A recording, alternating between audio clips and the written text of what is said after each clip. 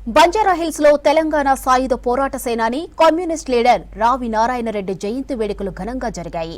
వివిధ పార్టీల సీనియర్ లీడర్లు హాజరై ఇతర కమ్యూనిస్టు నాయకులు ఆయన చిత్రపటానికి పూలమాలలు వేసి నివాళులర్పించారు. ఆయన పోరాట పటిమ స్ఫూర్తిని గుర్తు చేసుకున్నారు. దళితుల కోసం ఆనాడే రావి నారాయణ రెడ్డి అనేక ఉద్యమాలు చేశారని గుర్తు చేశారు నేతలు.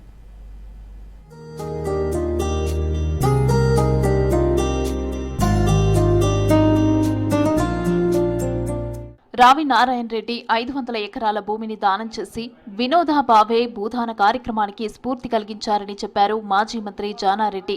నిజాం సర్కార్ నియంతృత్వానికి వ్యతిరేకంగా రైతుల పక్షాన పోరాటం చేసిన గొప్ప వ్యక్తి రావి నారాయణ రెడ్డి అన్నారు. బంజారాహిల్స్ లో రావి నారాయణ రెడ్డి ఆడిటోరియంలో 118వ జయంతి ఉత్సవాలను ఘనంగా నిర్వహించారు. కార్యక్రమానికి సిపిఐ జాతీయ కార్యదర్శి నారాయణ, ఎమ్మెల్సీ కోదండరాం, సిపిఐ రాష్ట్ర కార్యదర్శి కూనంనేని సాంబశివరావు, రావి నారాయణ రెడ్డి కుటుంబ సభ్యులు పాల్గొన్నారు. వారు కలిగించినటువంటి చైతన్యాన్ని పునికి పుచ్చుకొని ఆలోచించినటువంటి ఆశయాల్లో ఉన్నటువంటి ఈనాటి పరిస్థితికి అవసరాన్ని దృష్టిలో పెట్టుకొని మనం మార్పులు చేర్పులతో సంఘాన్ని ముందుకు తీసుకుపోవటానికి, సమాజానికి ఆలోచన కలిగించడానికి, గుర్తు చేసుకోవటానికే ఈ సభ నిర్వహించటం చాలా ముదహమే కాదు, వచ్చే తరానికి, ఇప్పుడున్నటువంటి తరానికి స్ఫూర్తి కలిగించవచ్చు. అవన్నీ తీపి గుర్తులు చేసుకోవటానికి ఇటువంటిది వేదిక చాలా అవసరం. అందుకు సిపిఐ తరఫున మీ ప్రతాప్ రెడ్డి గారి అధ్యక్షత నిర్వహిస్తున్నందుకు నేను సంతోషపడుతున్నాను. ప్రధాని మోదీ, కేంద్ర హోంమంత్రి అమిత్ షా తలకిందుల తపస్సు చేసిన నక్సలిజాన్ని అంతం చేయలేరని అన్నారు సిపిఐ జాతీయ కార్యదర్శి నారాయణ.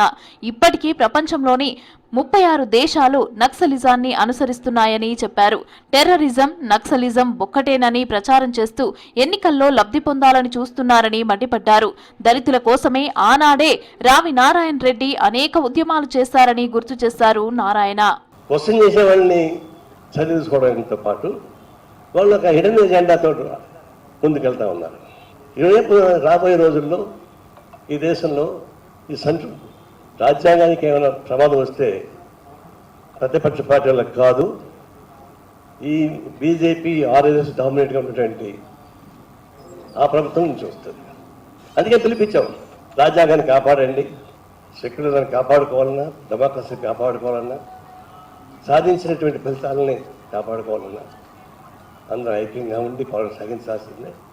దానికోసం సాగించిన పోరాటంలో మన రాజనారాయణ గారు చేసిన త్యాగాలు, పోరాటాలు, ఆ స్ఫూర్తితోటి ఈ దేశాన్ని, రాజ్యాంగాన్ని కాపాడడానికి తగిన పద్ధతిలో పోరాటం సాగించాలని పిలిపిస్తా.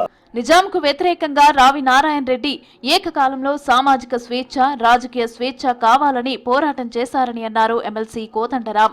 ఆంధ్ర మహాసభ, ఆ తర్వాత జరిగిన పోరాటాలతో నిజాం దిగివచ్చారని గుర్తు చేశారు.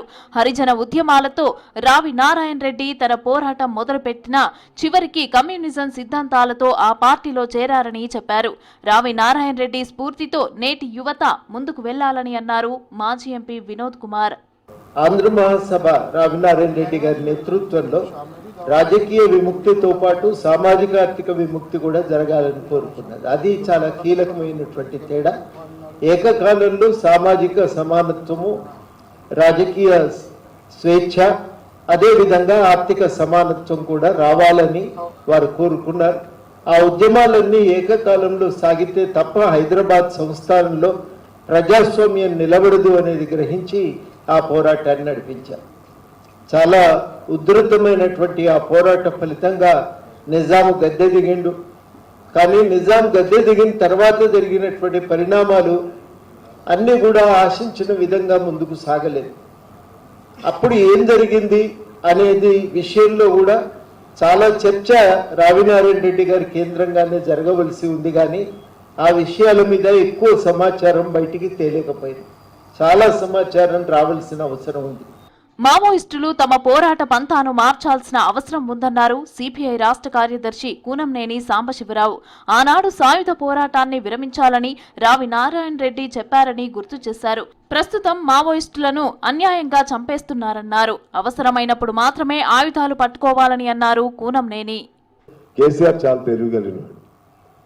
కమ్యూనిస్టులని గౌరవించడు, అవసరం వచ్చినప్పుడు కమ్యూనిస్టుల పేరును హైజాక్ చేస్తాడు, కమ్యూనిజాన్ని హైజాక్ చేస్తాడు, కమ్యూనిస్టు భాషను హైజాక్ చేస్తాడు, కమ్యూనిస్టు నినాదాలని హైజాక్ చేస్తాడు.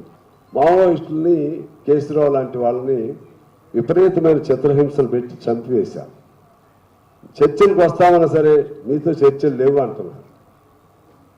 అంటున్నారు. ఈ పరిస్థితుల్లో మనం 52లో ఎలా విరమణ చేశామో గుర్తు తెచ్చుకోవాలి. ఏ సందర్భంలో రావినారాయణ రెడ్డి గారు లాంటి వాళ్ళు పిలిపించినటువంటి వాళ్ళు, రావినారాయణ రెడ్డి గారు లాంటి వాళ్ళే ఆనాడు ఇక ఉద్యమం, ఇక సాయుధ పోరాటం వద్దు అని చెప్పినటువంటి ఆయన గొప్ప మానవతావాది, గొప్ప సామాజికవాది, అలాగే గొప్ప విశ్లేషకులు. రావి నారాయణ రెడ్డి జయంతి సందర్భంగా మీడియా అకాడమీ చైర్మన్ శ్రీనివాస్ రెడ్డితో ఇతర కమ్యూనిస్టు నాయకులు ఆయన చిత్రపటానికి నివాళులర్పించారు. ఆయన పోరాట పటిమ, స్ఫూర్తిని గుర్తు చేసుకున్నారు.